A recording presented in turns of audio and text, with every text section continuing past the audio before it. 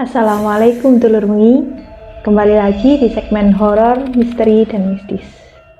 Di sini saya akan membawakan cerita horor dari pengalaman saya sendiri. Sebelum kita lanjut ke ceritanya, untuk lokasi kejadian saya privasi untuk menghindari hal-hal yang tidak diinginkan. Sebelum lanjut ke ceritanya, saya mohon dukungannya dengan cara like, comment, and subscribe channel di bawah ini. Dan jangan lupa klik tombol notifikasi agar ketika kami mengupload video baru, dulur mengi tidak ketinggalan dengan videonya.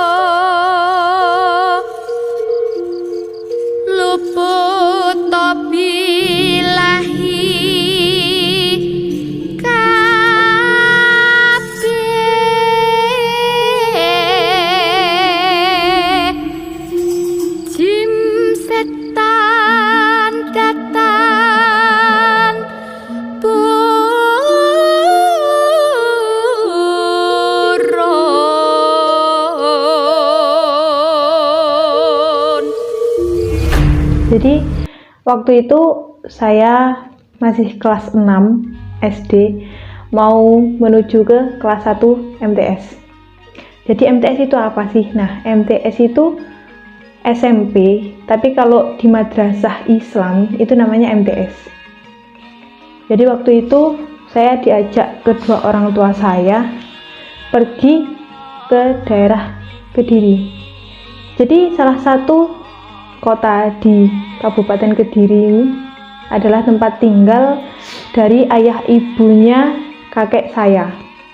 Waktu itu saya ke sana itu mau menjelang bulan Ramadan. Singkat cerita, saya sudah sampai di Kediri. Saya bertemu dengan keluarga besar di Kediri. Lalu waktu sore sekitar jam 4-an, saya diajak oleh kakek saya ke rumah saudara yang beda RT dan beda RW. Di sana saya bercakap-cakap hingga menjelang maghrib. Waktu itu kakek saya mengajak saya pulang untuk melaksanakan sholat maghrib agar tidak ketinggalan berjamaah di masjid. Ketika saya pulang dengan kakek saya itu melewati sebuah kuburan di belakang rumah keluarga saya yang ada di Kabupaten Kediri. Jadi waktu itu lewat depan kuburan itu ada sosok harimau putih.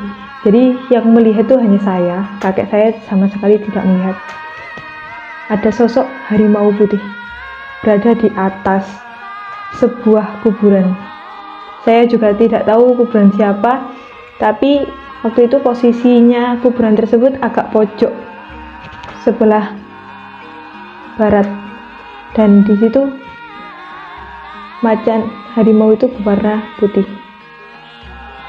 Saya langsung manggil-manggil kakek saya sambil menggandeng lengannya. "Kek, itu ada harimau, lepas ya dari kebun binatang." Si kakek saya langsung noleh, nggak ada harimau di situ. Udah baca doa gitu. Tak lama kemudian saya sampai di sebelah rumah saya. Kakek saya itu bicara sama saya, "Udah ya, kamu ikut ke masjid apa tidak? Apa sholat di rumah?" Saya menjawab, "Tidak, Mbah. Saya sholat di rumah saja." "Ya udah, kamu masuk," gitu. Nah, ketika saya mau berjalan ke rumah saya, ke rumah saudara saya yang ada di Kabupaten Kediri tersebut. Itu tidak seperti rumah yang saya datangi waktu pagi. Rumah itu tuh berubah menjadi seperti bangunan kayak hotel yang depannya itu ada banyak pohon cemara dan bunga melati, kantil, wangi sekali. Saya bingung di situ, loh, ini katanya rumah saya, tapi kok nggak ada. Saya tuh udah mau berpikir untuk masuk nggak ya, akhirnya saya jangan, nanti kalau aku masuk mungkin ini bukan rumah saya. Ya udah, saya akhirnya berjalan ke arah barat. Waktu berjalan ke arah barat itu jalan raya itu sepi sekali. Jadi rumah saudara saya itu depannya langsung jalan raya. Waktu itu saya berjalan itu sambil bingung nyari rumah saya. Ya Allah, ini di mana rumah saya? Aku nggak ketemu. Jalan raya itu juga sepi sekali. Biasanya jalan raya itu ramai dengan kendaraan. Akan tetapi saat itu jalan raya itu sepi. Tak lama kemudian saya berjalan, terlihat sosok wanita yang duduk di sebuah dokar. Jadi wanita itu tersenyum begini, seperti menyapa. Lalu si kusir dokar tadi melanjutkan perjalanannya. Saya kaget di situ. Loh, kok masih ada dokar di jalan raya? Dan cewek tadi tuh cantik sekali, pakai gaun putih sama bertopi putih, seperti noni Belanda. Itu tersenyum sama saya, seperti menyapa. Saya di situ mulai ketakutan. Wah, itu bukan orang mungkin. Akhirnya saya jalan itu, saya sudah mulai menangis. Sampai bertepatan di rel, itu saya ingat kalau itu ada taman. Jadi samping rel itu ada taman. Di situ saya berkata dalam hati, saya nyebrang nggak ya? Enggak deh. Akhirnya saya memutuskan kembali. Saya kembali ke tempat yang tadi, yang rumah saya berubah menjadi sebuah bangunan seperti hotel tadi. Tapi di situ lampunya menyala satu dan ada orang mengintip, seperti di gorden tuh mengintip seperti ini. Wanita berjubah putih. Akhirnya saya mulai nangis di situ. Saya mulai bingung. Saya linglung, mulai bingung dengan jalanan yang sepi, juga nggak ada orang sama sekali. Sampai akhirnya saya berjalan lagi ke arah barat. Saya itu sudah putus asa. Akhirnya saya itu duduk di sebuah batu. Di situ saya itu mendengarkan suara-suara yang nggak jelas, kayak suara-suara sosok misterius. Ada yang manggil-manggil saya. Tidak lama kemudian di situ saya ditepuk pundak saya. Di situ saya sampai gemeter, nangis sekali, gemeter. Saya takutnya apa? Itu adalah wanita yang di dokar tadi. Tapi dengan insting kuat saya bismillahirrahmanirrahim, semoga ini ada orang. Saya toleh, ternyata orang. Ditanyain saya, "Dok, kamu kenapa kok nangis?" Saya itu udah nggak bisa jawab, lidah saya itu keluh, kaku banget. Terus saya itu hanya nangis. Terus ibu-ibu tadi tuh memeluk saya sambil mengusap rambut saya. "Kenapa nangis?" Langsung saya ngomong di sini, "Bu, saya hilang," gitu. Langsung si ibu tadi, "Loh, kok bisa, Dok? Nah, kamu tadi dari mana?" "Nggak tahu, Bu. Saya tadi diantar di depan rumah, tapi rumah saya kok beda." Akhirnya si ibu tadi, "Ya udah, Dok, masuk dulu." Jadi ibu yang nolong saya ini jualan mie ayam dan bakso. Di situ saya disuruh makan dulu. Terus saya ditanyai pelan-pelan, "Dok, kamu tadi sebelum hilang sama siapa? Saya menjawab, sama kakek. Terus mbahmu di mana? Nggak tahu, Bu. Tadi itu mbah saya izin ke masjid, lalu saya diantar pulang. Nah, ketika saya di depan rumah saya, kok rumah saya itu berubah. Saya bingung, Bu. Udah gini aja. Mbahmu namanya siapa? Gitu. Saya menjawab, namanya Pak Rahmat, Bu. Pak Rahmat yang mana? Pak Rahmat ini banyak. Ada 4 di sini. Pak Rahmat yang mana? Coba diingat-ingat. Kamu tadi di RT mana? Saya nggak tahu, Bu. Langsung ibu tadi juga bingung. Nah, kamu ini asalnya dari mana? Saya dari Mojokerto, Bu. Di desa ini. Ibu, wah saya nggak tahu kalau desa itu. Kalau Mojokertonya saya tahu. Dah gini, kamu tak anterin ke Pak RT. Nanti biar cari rumah kamu ya sama Pak RT ya. Akhirnya saya nurut, diantarkan ke Pak RT. Saya nangis di hadapan Pak RT itu. Kamu hilang, kok bisa? Udah berapa jam? Nggak tahu, Pak, saya nggak bawa jam. Tapi udah lama. Sampai akhirnya Pak RT, ya udah, gini aja, kamu aku gonceng. Mbahmu tadi bilangnya di mana? Mbah saya tadi bilangnya di masjid, Pak, sholat maghrib.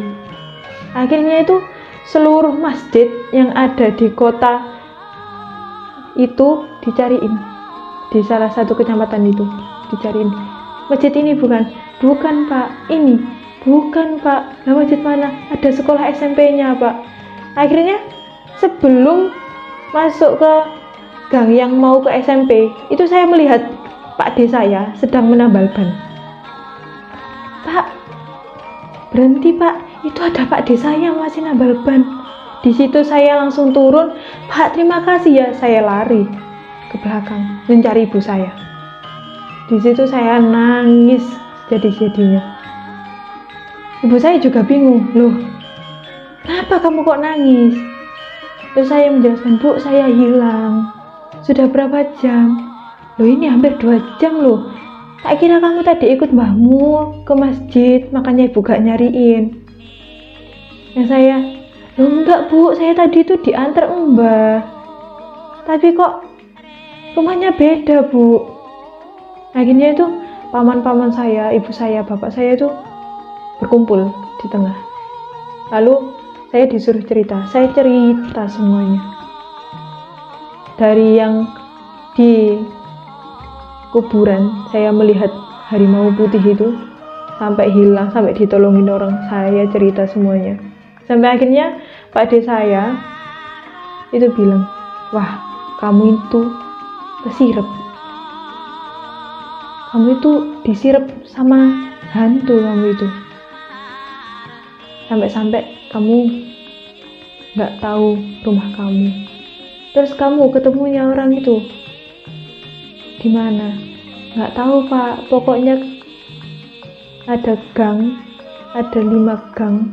Di situ saya berhenti di gang kelima. Di situ saya nangis, terus ada ibu-ibu mie ayam. Akhirnya ayah saya itu, bapak saya sama ibu saya bicara, gini aja, kita ke rumahnya ibu-ibu mie ayam tadi. Kita bilang terima kasih ya. Terus akhirnya saya ingat semuanya, jalan yang saya lewati tadi ingat semua. Dan padahal setelah ibu-ibu mie ayam itu lurus sedikit itu saudara saya sedang mengadakan mantenan atau nikahan. Tapi waktu saya melewati situ itu sepi sama sekali, nggak ada keramaian sama sekali, sepi. Jadi jalanan itu sepi, hanya ada saya sama mbak-mbak yang wanita yang di doker tadi yang tersenyum sama saya. Akhirnya bapak dan ibu saya berterima kasih pada ibu-ibu penolong saya dan Pak RT tadi. Singkat cerita, waktu pada Isya, mbah saya itu pulang, ditanyain sama ibu saya, loh Pak tadi kok Umi gak dianterin masuk, dia tadi hilang. mbah saya shock karena saat itu mbah saya itu feelingnya udah bener-bener di depan rumah gitu, tinggal lurus dikit langsung masuk aja itu udah rumah gitu. Terus sama ibu saya itu diceritain semua kejadian-kejadian yang saya alami. Akhirnya mbak saya itu bilang, oh mungkin tadi kesirep waktu lewat kuburan gitu. Sampai akhirnya saya agak trauma ke Kediri. Setiap diajak ke Kediri itu saya nggak berani. Tapi alhamdulillahnya setelah saya belajar lebih dalam tentang ilmu agama, saya mulai berani main-main ke Kediri dan saya selalu berpikir positif. Jadi pesan yang dapat saya sampaikan di sini, jangan keluar ketika surup. Surup itu apa? Surup itu sore menjelang mau maghrib sekitar jam 5 jam 6-an. Karena di situ paginya hal-hal yang seperti itu, seperti setan, jin itu paginya. Jadi kalau bisa ketika maghrib atau mau maghrib hendaknya di rumah. Takutnya ada kejadian atau hal-hal yang tidak diinginkan. Jadi itu cerita dari pengalaman saya. Kurang lebihnya mohon maaf. Wassalamualaikum warahmatullahi wabarakatuh.